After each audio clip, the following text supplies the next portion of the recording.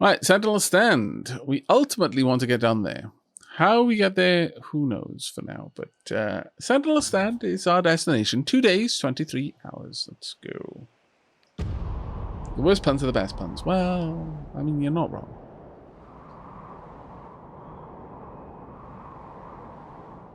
Wow, we made the entire trip without having to stop.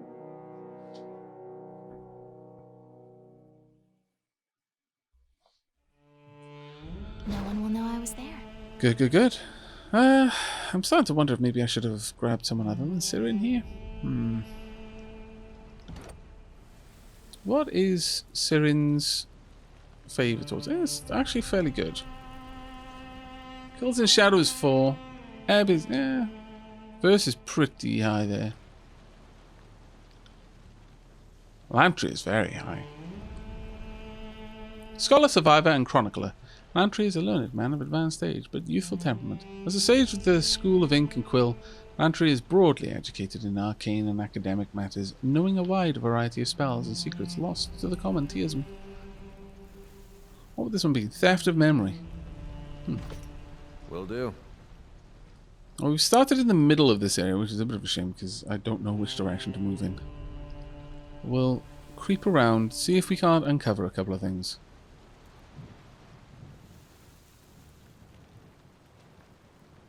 Actually, you know what? Maybe we should just speak with some of our party for a bit. Good day, Fatebinder. It's always nice to see you. She smiles and blushes at her words. Oh. How much of this is an act, Sirin? I'm on to What do you need? You have a way with words, Sirin. Were you instructed on how to speak with others?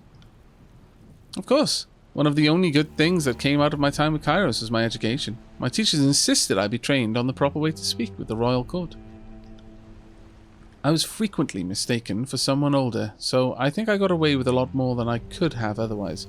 For all their failings, they made sure I was properly educated.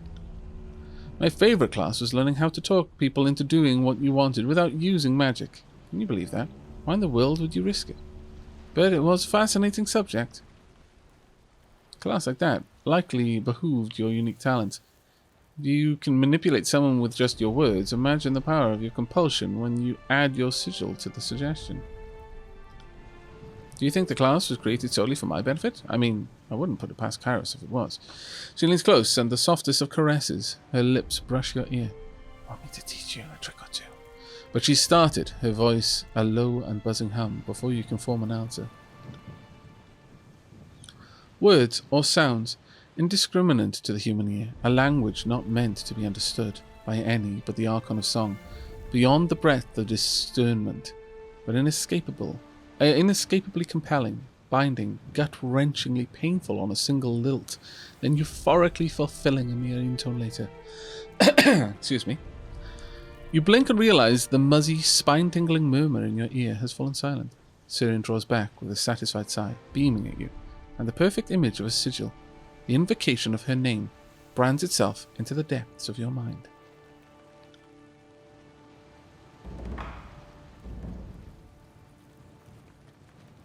I see.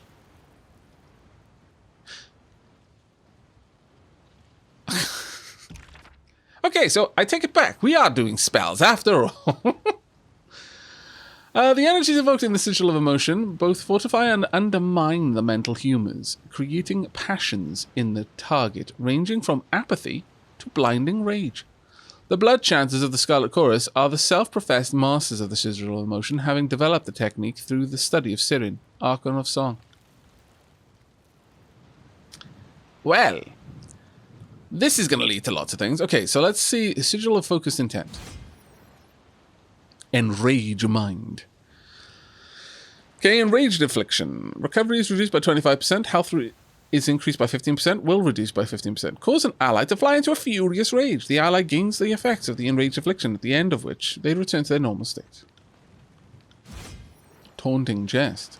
Taunted Affliction. Taunted targets are forced to attack the taunter. Now that sounds good. Fire a bolt of harassive energy, filling a target with hatred and taunting them to attack.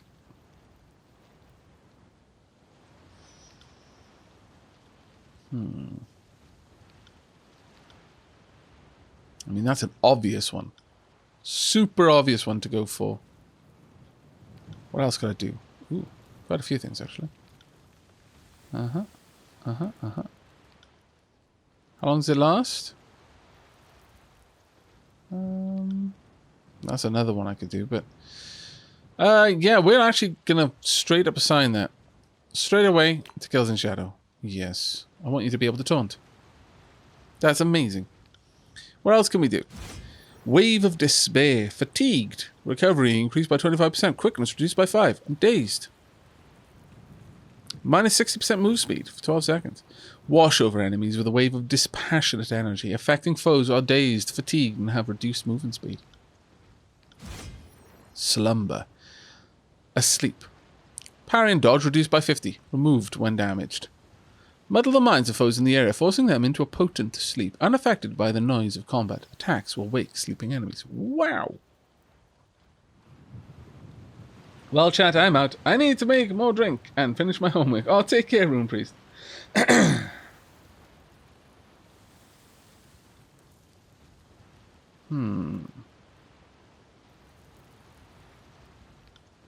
Finally, Aura of Fear.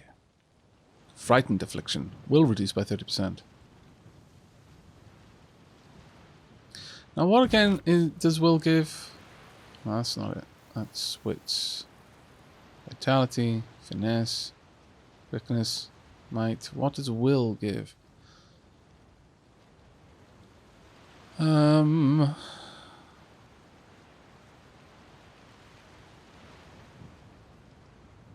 There's Will.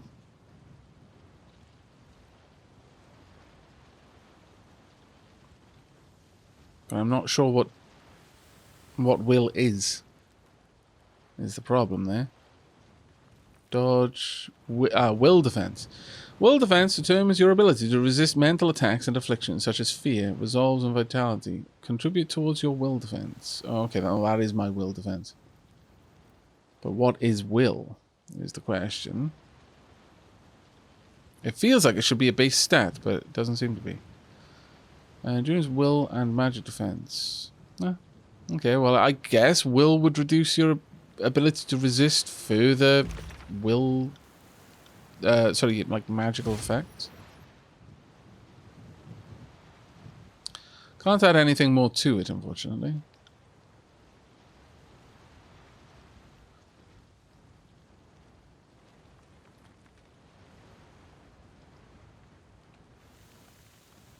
Will and Will Defense are the same. Ah, okay. That's good to know. That one doesn't strike me as super useful, but Slumber seems like a potent one.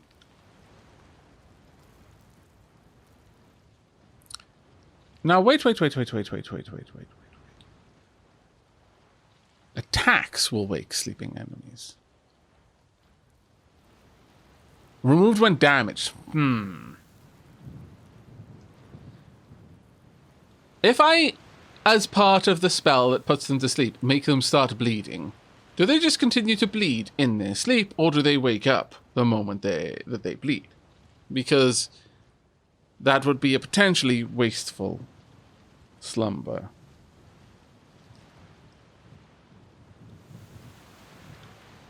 It is an important question. Very important.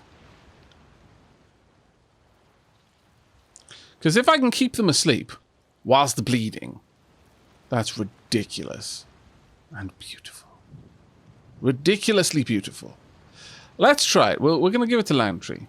You've got a fireball there, you've got a mantle of flames, you've got static charge. I barely use it, let's be honest.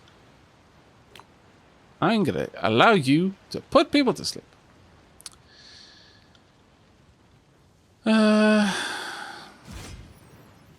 Distant Impact, Taunting Jest we don't want. Wave of Despair. That could be one. Also Bleeding would be nice with it.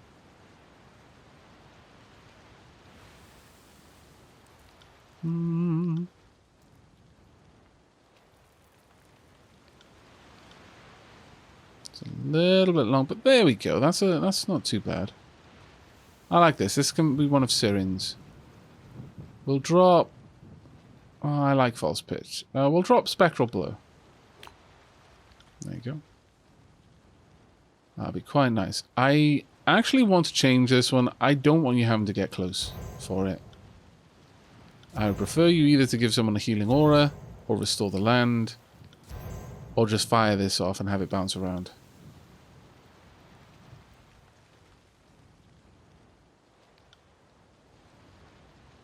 I think that's the one I would want. Yeah. Alright. I think that could be quite a potent setup there. Let's continue to talk, though. Good day, Fatebinder. It's always nice to see you. What do you need? I would know more about you. Do you know anything about what's going on in the tiers? What do you think of your travel companions? What do you think of the state of the world? Tell me what you know about Edict. Yay, finally I get to catch the stream. Hello, Aavak. Hello, chat. Hello! Everyone duck. I hope you're doing well. Right. Anything I say would be a wild guess. That's why I'm with you. You seem to have a connection to the power of the land, far beyond anything an Archon is capable of. It intrigues me. I want to learn what it is and harness it. Sadly, I don't have the magic needed to enact or break an edict. You're an Archon. You must know something about edicts, Sirin. You'd think that, wouldn't you? With all my training and education, Kairos left a very big void in it all. Almost like it was intentional. Okay, let's talk about something else then. What do you know of the state of the world? What is this to say? Kairos' two major leaders can't stop themselves or their armies from fighting like a bunch of children. Neither of them seems capable of dealing with the rebels that are taking them down, which, as far as I'm concerned, is how it should be. The less of the tiers infected by Kairos, the better. If we could eliminate the armies entirely, I would consider that a true victory. What do you think of your travel companions? Are we trading in gossip now, Fatebinder? Or are you collecting information to use against us? She arches her eyebrows inquisitively. What do you want to know about? Oh, Barrack. The walking ring pile? Let's hope you never have to go anywhere unnoticed. There's nothing particularly wrong with him, I suppose, but he doesn't seem overly bright. Sirin, really? I mean, what kind of idiot do you have to be if you can't even take off your armor? Well, in his defense, it regrows. I'll admit he can handle himself in a fight, but he could use a little more up here. She taps the side of her head. Okay, what about Ebb? She's got some power in there, that's for sure. And as long as I'm crippled, I will, begrudgingly mind you, admit she could probably win if we were pitted against each other. Okay. Though I suppose I should watch myself around her. You never know how people will react to a challenge. What about Verse? That bitch? I'd walk her off the spire if I knew I could get away with it. I don't know why you even waste your time with her. Wow, pretty strong feelings there, Sirin. She's rude, violent, base, impatient, and entirely pointless. You should keep much better company, Fatebinder. You asked me what I thought. I can't help it if the facts are painful to swallow. She sighs and shrugs. What about Lantry then? I'm jealous of him. I've heard so much about the Vellum Citadel, and he actually got to see it before all the unpleasantness.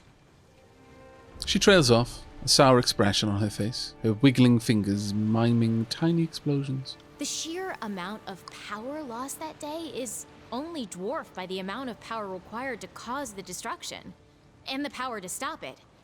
The sages have my respect. And, by extension, Lantry. Okay. Although, I'm not overly happy it was sage magic they used to bind my tongue when I was a child. I can hardly hold him responsible for that. Okay. How kind of you, my lady. It's heartening to hear that someone of your immense station considers a lowly sage like me to be worthy of your attention. Lantry performs a deep bow to Sirin. Although not all sages are necessarily worthy of praise. Some are a little overly fond of excesses, of one kind or another. She arches an eyebrow. I'm not even going to ask where that goes, because I don't want to know. I'm not entirely sure what to say. I don't think much of her because I try not to think of her much. Have you seen the way she stares at me? Nope. Is that a smile? Or is she hoping I let down my guard so she can tear out my throat? Beastmen are too hard to read. Their thoughts are all blood and rending and rutting. I take offense to that. I'm not always thinking of killing with rending claws. Sometimes I'm thinking how human packmates are like brood cubs, like hairless first-season whelps. Need cleaning and protecting. Need beast woman. See? She's protective of you. And then it goes from death and blood to love and care, or whatever constitutes love and care to a beast woman, which could very well involve blood and rending and rutting. It's all very confusing. I don't hate her, but she has the uncanny ability to make me uncomfortable without knowing exactly why I feel that way. Okay, let's talk about something else. That was actually quite cool to hear, though. Do you know anything about what's going on in the tiers? I know a great deal about what's going on here, considering I am the root cause of at least half of it. What do you want to know? How long have you been here? Since the beginning of the occupation, Kairos wanted me out of sight, but still in use, so I was given to Norat. It used me to gather fodder for the chorus. What do you think of Tunon? He makes me uncomfortable. There's nothing behind that mask. It's dark and empty. Do you mean that literally? What do you mean? Everyone has a presence. It's how my magic works. I reach into them and convince their presence to do what I want. He has no presence. When I reached into him, there was nothing. It was bleak. I never want to feel that again. Ooh. If you want to reach into someone's mind to control them, how did you influence entire armies to do what you want? Yeah, that's a good point.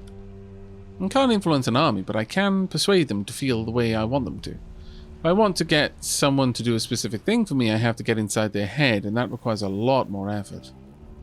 No one can keep me out, but if they're aware of what I'm doing, I can't force them to do anything. At least, not with this thing on my head. She knocks her hand against her helmet. Really, I don't know how it works, it just does. You might as well ask me where lightning comes from. Well, if you want to know. I want to know about Kairos. What do you want to know? How did you come to work with Kairos? After my father betrayed me and got my mother killed, I was taken by Kairos' men. I honestly don't know where we went, other than it seemed to take forever to get there. Then I was put in school.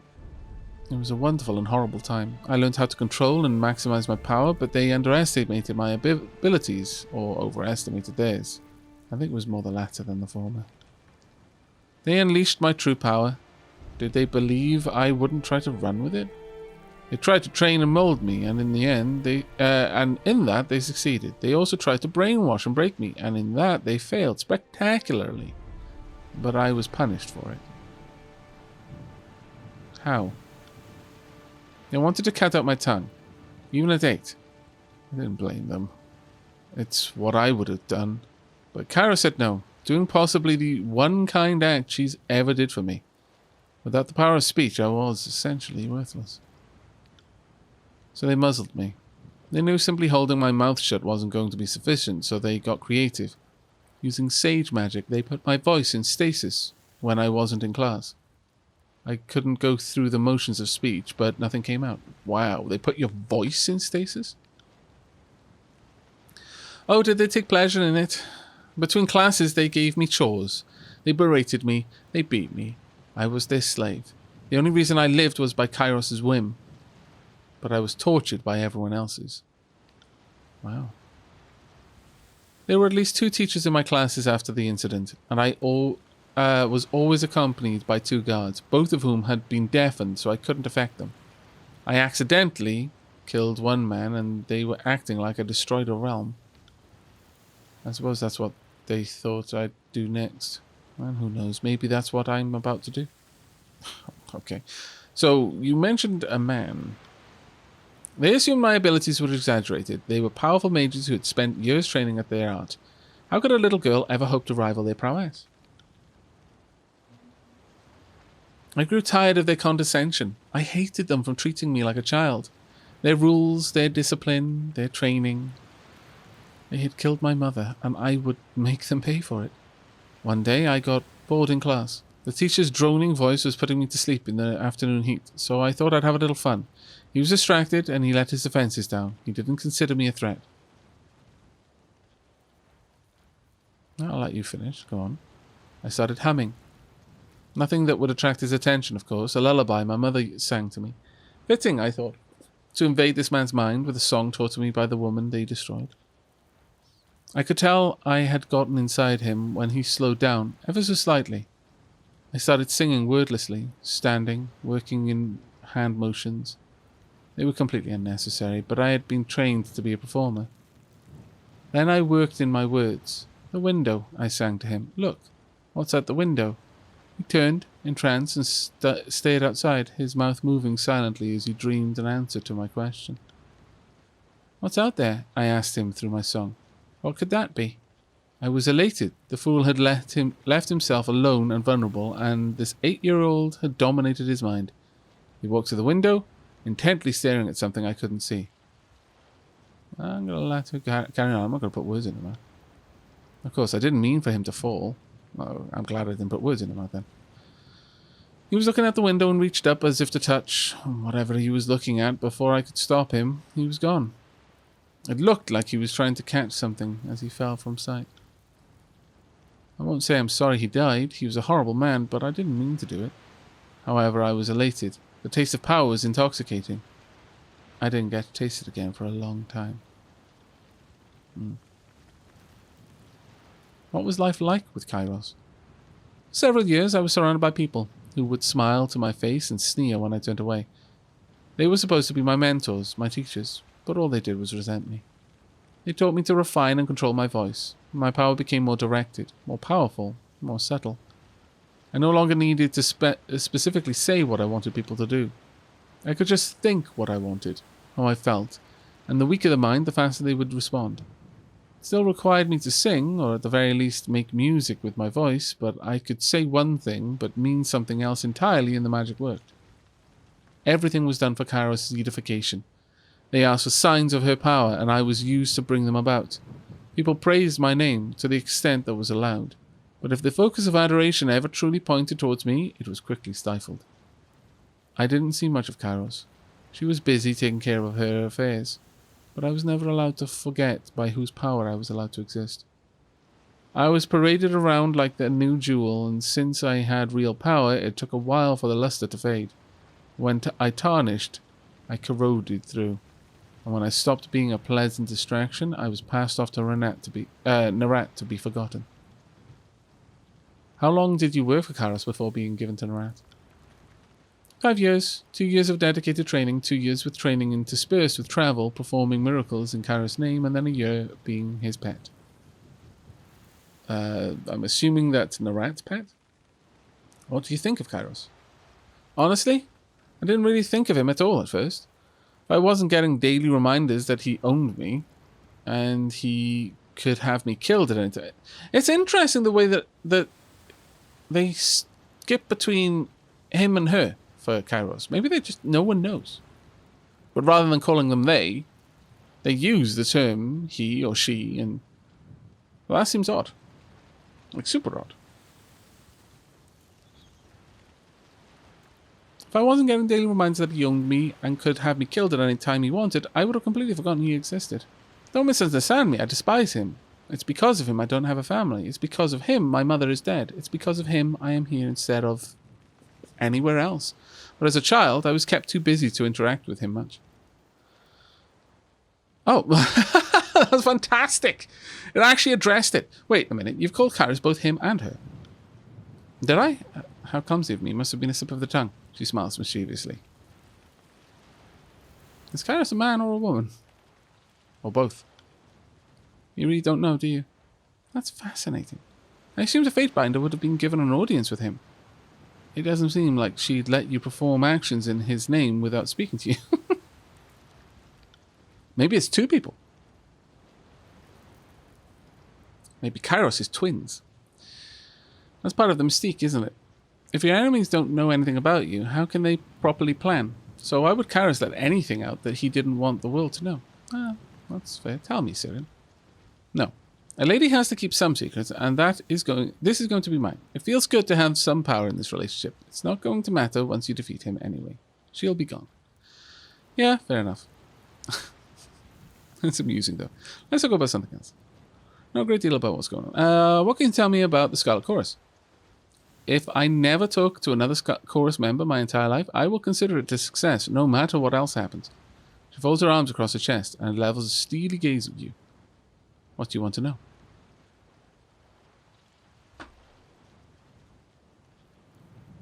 Hey, Parakeet.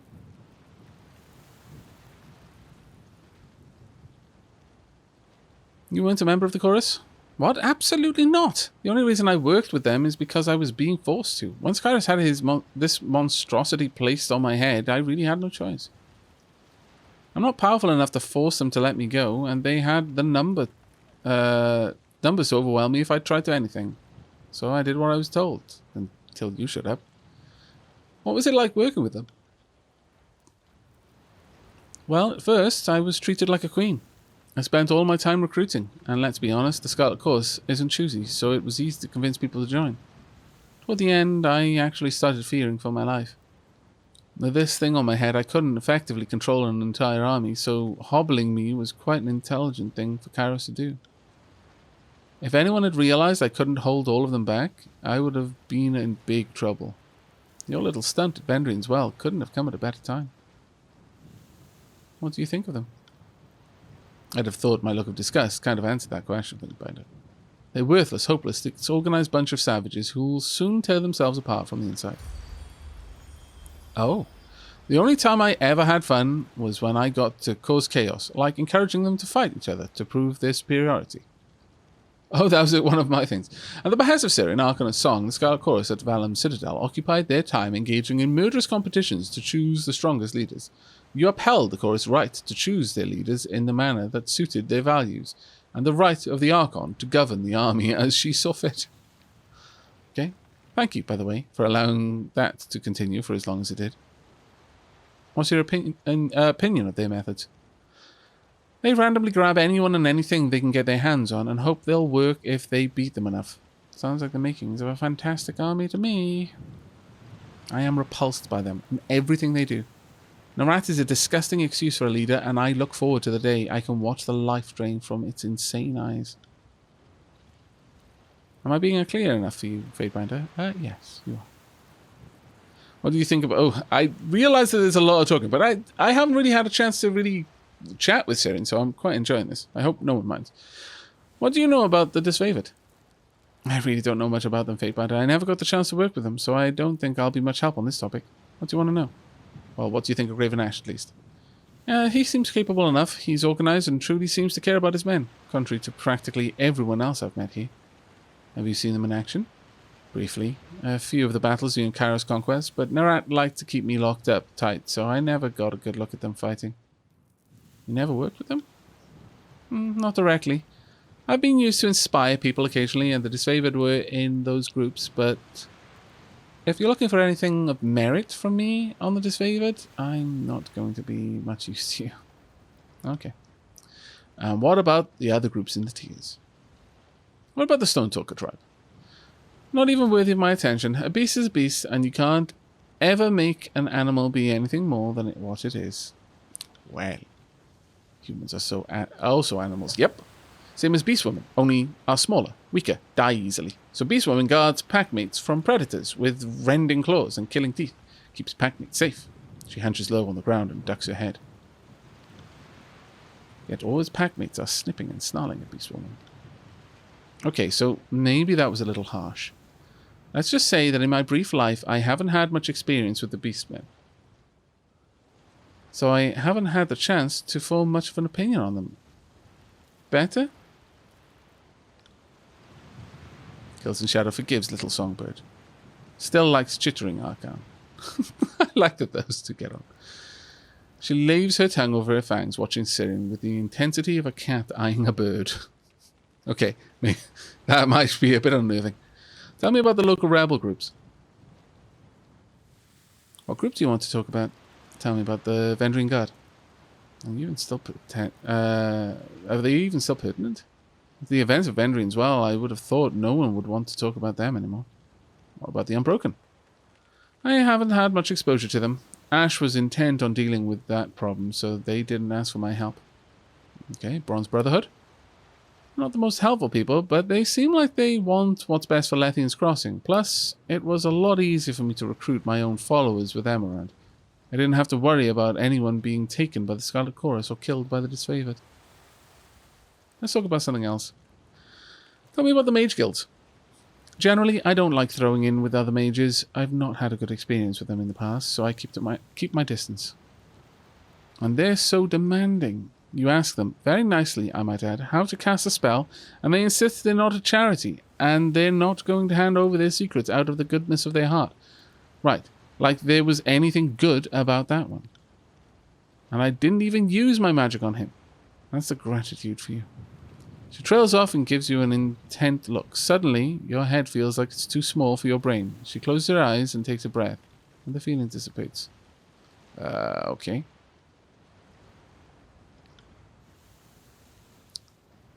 I'll bear that in mind. Who do you want to talk about? Sages. I can't say I'm too happy with them. It was their magic that bound my voice when I was a child, but they are an influential group with infinite knowledge. At least they were. Can you imagine how powerful you could become if you had access to their collections? Okay, and tell me about the Earthshakers. Incredibly powerful, but strangely focused on their studies. Why would you want to pull your energy into one thing? Branch out! The magic they're missing out on is incredible. The Forgebound? The group that Kairos used to make the hobble? The less I have to think about them, the better. They might be good craftsmen, but unless they craft me a way out of this prison, I'll let you deal with them, thank you. Okay, well, that's pretty much everything that Sirin has to say. Oh, I want to know more about you. Never mind, we're not done yet. I imagine a bunch of people are like, oh my god, no, please stop. No, I need to know. I've got to know my companions. It's important. Tell me about your homeland. What is there to say? It's a fuzzy memory, hardly worth recalling. I was born in the northern farming village without a name. That's how out of the way we were. A bunch of families ended up settling near each other, and that was my village. It was about 20 miles from the Shadow's Rest, and you probably haven't heard of that either. We were farmers, poor and isolated. Nothing about my home or past is worth dwelling on, Fatebinder. I barely remember my father, my mother is dead, and the only thing people ever wanted from me was my song. This girl is powerful. Bring the songbird, we need a blessing. Our crops are withering. What has that bitch done? Her voice falters with the last statement, and she shivers a little. I'll use my law. Nothing in your past is worth dwelling on. Looks to me like you remember something. 7 law skill points? Wow. Experience. I suppose when an angry mob that fears you and what you can do stones your mother to death while she shields you with her body, it sticks with you. Oh, wow. Okay, well, she's just told me about her family, but I will ask, maybe she has other family.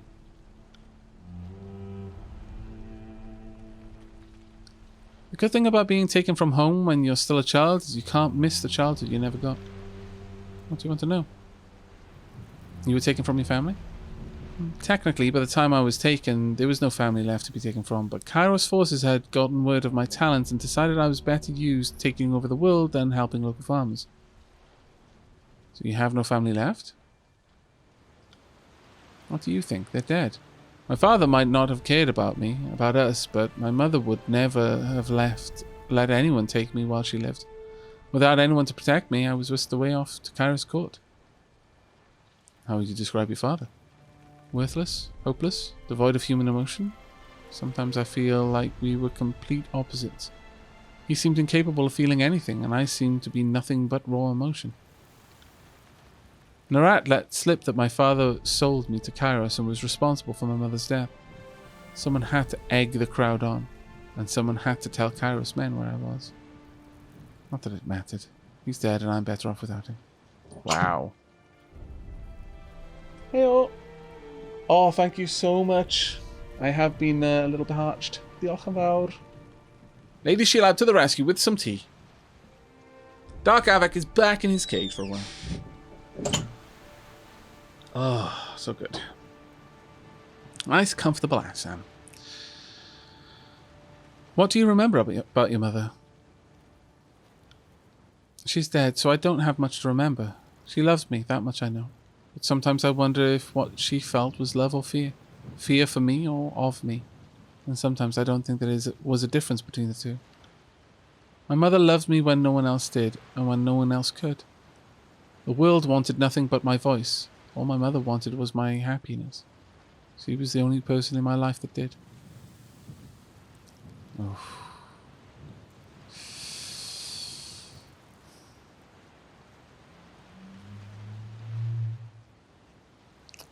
Do you have any siblings?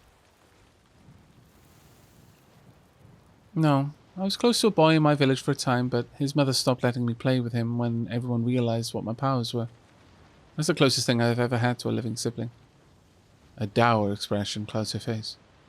Living sibling? My brother died very young. I never knew him, so I hardly count him as a sibling. Life in the middle of nowhere is difficult. For a single child to survive, let alone more, is a testament to the parents. She looks at you for a time. Her lips a thin line. Her eyes grow red and tears form in her lids. Finally she nods slowly and breaks her silence. I remember my mother talking about me getting a little brother. It wasn't long after I started singing and my powers started growing. She told me that soon it would be too hard for her to travel with me. Sirin, sweetie, she said, you'll have to go with your daddy. It wouldn't be good for the baby if I kept traveling like that. Maybe after your brother is out here with us, we can all travel together. Sirin looks out to the horizon, her voice breaking. Oh dear. I'm not sure I meant to dredge this memory up if this is going where I think it is. But I'm just going to let her tell the story the way she wants. I'm not going to interrupt. Everyone wanted a songbird to sing for them, and they paid us so much money. So we went. But I didn't want to go without my mother. She was the only real comfort I had. When I was with her, I felt safe. Nothing could hurt me. There was a trip coming up, and I knew she wouldn't be going. I couldn't bear the thought of all those days in the care of my father. Her voice breaks again, and she closes her eyes. Well, if she was taken at 8, or at least before, somewhere around 8, she was at Kairos at 8, so... She probably just didn't... Like, if this is going where I think it is, she probably didn't understand what she was doing.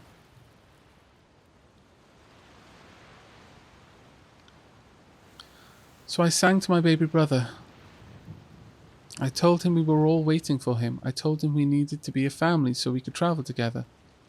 I told him he should come out now. I don't know if I meant for it to happen, but I sang the words, no one can resist my... But I sang the words, no one can resist my voice. My mother's screams cut the song short. The blood was everywhere. I was dragged from the room, but I don't remember who took me.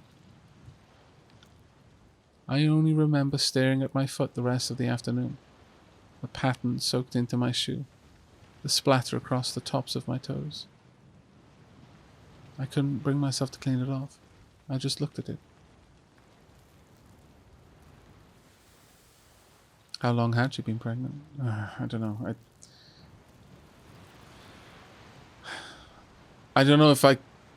At this point, like, as much as if you're looking for information, allow silence to extend, because people will more often than not try to fill it. But if what they're filling it with is distressing to them, then maybe guiding the conversation is the kind of thing you can do. How long had your mother been pregnant? Not long enough for my brother to survive. Maybe he could have, I don't know. Problem is, when I told him he had to come out, I didn't mean I wanted him out alive. I don't think he would have survived even if it was time for my mother to give birth. Oh. People came and went all day. There was a lot of crying, and nobody looked at me the same way after that. My mother told me that things like this happen all the time, but even at 5, I knew what I had done. 5. And part of me was happy. Ooh, that's even worse. The fact that she was self-aware enough to know that on some level she didn't regret what she did. That must be torturous. I wanted my mother back and I got her. She still loved me. She died protecting me, but I terrified her. Every time I opened my mouth, I could see her flinch. And after my brother died, she was never around when I sang. She couldn't bear to watch me. Wow. I got the impression that Sirin's story was going to be a pretty heavy one. Just from the idea of a young girl basically being used as a mind control tool for an army.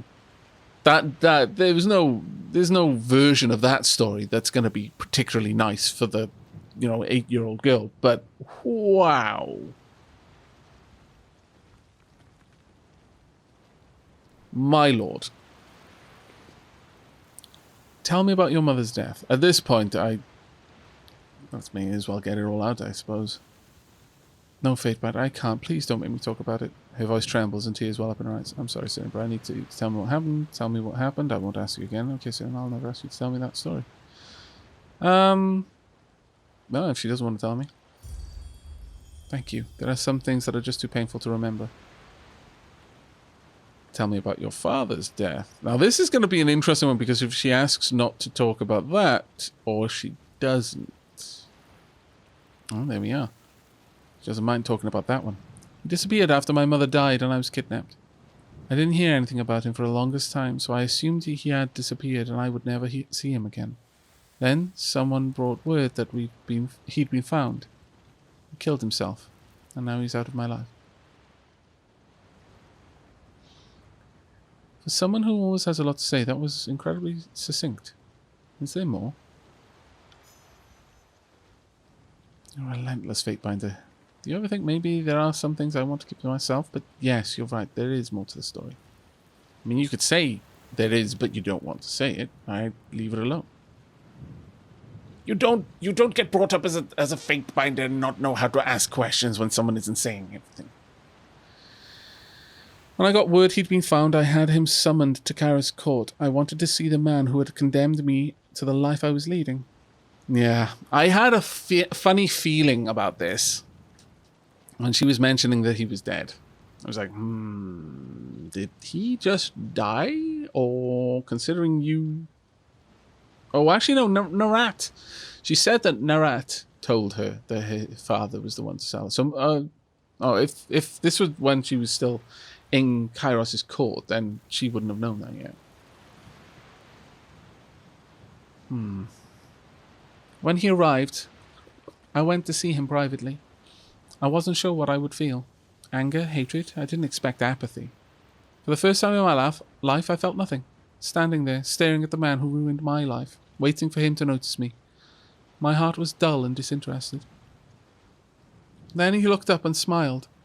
He smiled when he saw me. Can you believe that? He smiled and opened his arms to hug me, and it felt like someone reached into my chest and squeezed my heart, sending hate flooding through my veins. So I sang him a song.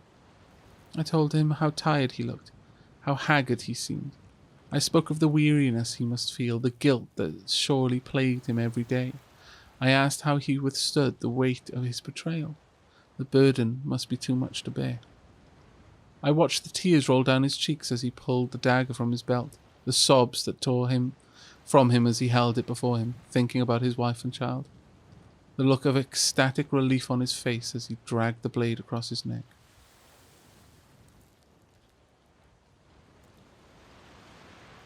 I mean, I was going to say I'm not one to judge, but I'm a Fatebinder, actually. Yeah, I kind of am. He sold his daughter to a warlord and had townspeople murder his wife so he could do that. I can, even though it ultimately served Kairos' interests, I can't imagine that lawful evil would be particularly fond of familial betrayal in any form. So I'm going to say he got what he deserved. That's what I tell myself, and for the most part I believe it. Can't help but wonder what terrible things he did in the 5 years after he vanished, and what I might have prevented if he'd only been around to hear me the morning my mother died. Oh, what happened on the morning your mother died? Now you know what happened to my father. As I told you before, he killed himself, and that's it. Oh, wow. So, if he'd been around on the morning your mother died, and the way you presented that was, if he'd been around, he probably wouldn't have done whatever you don't know what he did in the 5 years that followed. And considering your power, or powers, or, well, you know, the efficacy of your powers, and that you were very fond of your mother, even if you did see fear in her eyes, and she shielded you from a stoning, I can only imagine that the people throwing the stones weren't long after her mother's death. And that's what that's alluding to. Whether that's right or wrong, I think that's as close to the truth coming from her mouth as we're gonna get. But that would be my best guess. Yeah, Tyranny, hope you're well. Lurk mode activated. Rosenkai, hello mate. Hope you're enjoying the stream. What do you want to know? I'm not even sure that this. I'm almost overloaded with knowing now. My lord, I need another sip of tea. That was a heavy bit of backstory. Alright. How long have you been practicing magic? Always. I have no memory of being without the power. It has been my driving force, and I am who I am because of it. Every defining moment in my life is because of my voice and the power behind it. I have become what it made me, and it is what I have done with it. Okay. Tell me about your time with the Voices of Norat. What do you want to know? How did you meet him? I met it when it was unceremoniously dumped, when I was unceremoniously dumped on its doorstep by Kairos. All I felt towards it since that moment I saw it was sheer hatred. When one person tires of me, they just hand me off to another. I seem to be quite the handful. No one is truly prepared to deal with me, I suppose. I was its possession for 3 years, stuck doing what it wanted until you came along and started messing around with Kairos' plans. Why did Kairos give you to Norat? I made the mistake of trying my song on Kairos, and forgiveness isn't exactly in the Overlord's vocabulary. Interestingly enough, I think it almost worked. Can you imagine how differently things would have turned out if I'd had a little more practice? What did you try to make Kairos do? I was brought out at one of the many lavish gatherings thrown in the palace. Kairos loved showing me off, impressing the gathered elite. So I performed, I sang, I danced, I convinced people to join in. Then, in the middle of it all, I had a brilliant idea to work one more performance into the show, something that would be in the ultimate end to everything. I added a counterpoint to my song and directed it at Kairos. In it, I mentioned that it might be in everyone's best interest if Kairos ended up impaled on a sword. I honestly didn't think it would work, but why not try, eh? It went as far as Kairos unsheathing one of the Royal Guard's swords, but then everything stopped. I don't know why. It was probably me. I got too excited and lost my control. Whatever the reason, Kairos was suddenly out of my control and let out a terrible shout. Go on.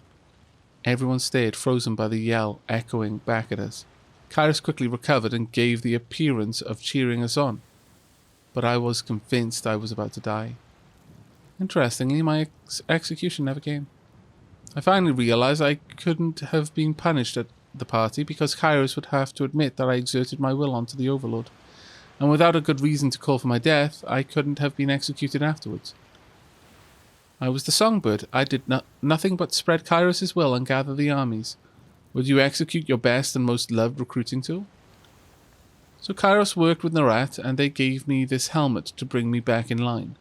Then I was handed over to Norat, that monster, because it is the one thing in the world I cannot control. Present company excluded. Fatebinder. I mean, I'm sure you could. I'm worrying that you might, actually. Though that being said, she tried once already, but she was somewhat controlled by it, and I knew what was happening. So, and it doesn't seem that... It seems if you're aware of what she's doing, it's a lot harder for her to do it. But Why can't you control him? I've been inside that mind time after time, and I've never been able to get a handle on what's going on in there. Every time I talk to it, I feel like it's a different person is talking to me, and every one of them wants something different. And one in particular wants something it's never, ever going to get.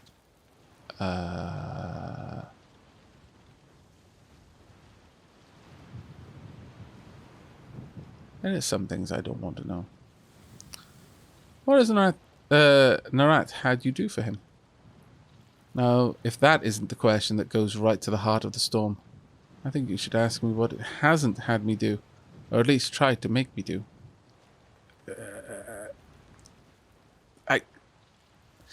I'm fairly certain in a past life I was a cat, and I died to my curiosity. You'd think that my curiosity would be lessened by this knowledge, but no. Somehow, it's amplified. In for a penny, in for a pound, as the saying goes. Orca says. I don't know.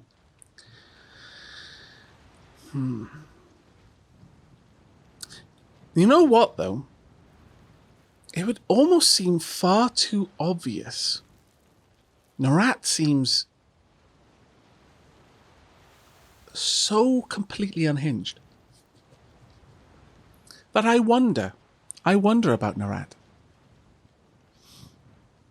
Would you think that you could anticipate the Joker's desires? Because Narat kind of is the same kind of bundled, energetic ball of just chaos in that way. Or at least that's the impression I got. You know what? I am going to ask the question because I've convinced myself it's not going to be the obvious answer. Come on, Fate Bandit, you can't be that naive. I'm still a child and I know about adult urgings as one... No, okay, it was exactly what I thought then. God damn it. As one of my old teachers so clumsily put it. Somewhere inside that chaotic mind, I saw the most depraved and disturbing desires I've had the misfortune of feeling. No matter what Narat says to you, do not trust it. That will always end badly. Okay. I truly, truly wish I hadn't convinced myself that Narat was going to be such an alien creature that base human desires were going to be beyond it, or beneath it, more to the point. Lesson learned. Let's talk about something else. Tell me more about the headdress. It's the bane of my existence and something that's incredibly painful to talk about, so why not? What does it do exactly? It makes me impotent. Do you have any idea what it's like to have a hurricane raging inside you, to feel the gale crashing against you, to be released but only feel a gentle summer's breeze? Kairos and Narat made it just for me. If I attempt anything more powerful than a simple tune, it will kill me. Isn't that simply wonderful? Honestly, to be so terrified of a mere child. Well, we already know where you have it. Why can't you simply take it off? Gee, Fatebinder, I never thought of that. Here, could you unclasp it for me so I can get out of it? Because I'll die if it isn't removed the proper way. You simpleton. You think I'd leave it on otherwise? Well, I mean, yeah, but what... No, okay, yeah, that's obviously a dumb question as well. What is the proper way? But who would know? Can't take it off, then why did you try to get me to remove it when we met? Oh. How can someone so powerful be so stupid? I knew you wouldn't be able to remove it. That's not what I was trying to do. You're a Fatebinder. You honestly think I was going to pass up the opportunity to try and control a Fatebinder? Oh, okay. Well, for a second there, I thought that perhaps you actually wanted to see if I would try, and perhaps even no, and then you'd die. I mean, you know, if you're working for Narat was that bad. How do you know you'll die if you remove the helmet?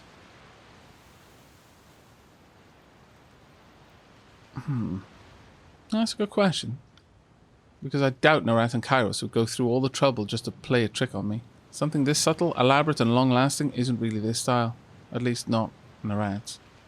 Plus, Narat told me that the helmet would kill me if I removed it, and while it might be a malign monster, it loves telling the truth if the truth causes an extra bit of pain. You believe Narat? Maybe he's just toying with you. Have you tried removing it? No, I'm going to leave that. What would it take to remove it? Someone beating that information out of Narat or Kairos. They're the only ones who know how it was constructed and how it works. I may ask people to remove it, but I know they won't be able to. That's not going to stop me from trying, though. Why the headdress? Why not a magical gag? They tried magic. It didn't really work. The problem is spells can be broken. Counter spells can be found. Guards can be bribed. People can have accidents. Norat and Kairos are the only ones who know how to remove this without killing me. The answer is locked somewhere in Norat's insane and Kairos' currently not convincingly located heads. Not conveniently. Okay, you believe Norat? No, I probably believe Norat as well.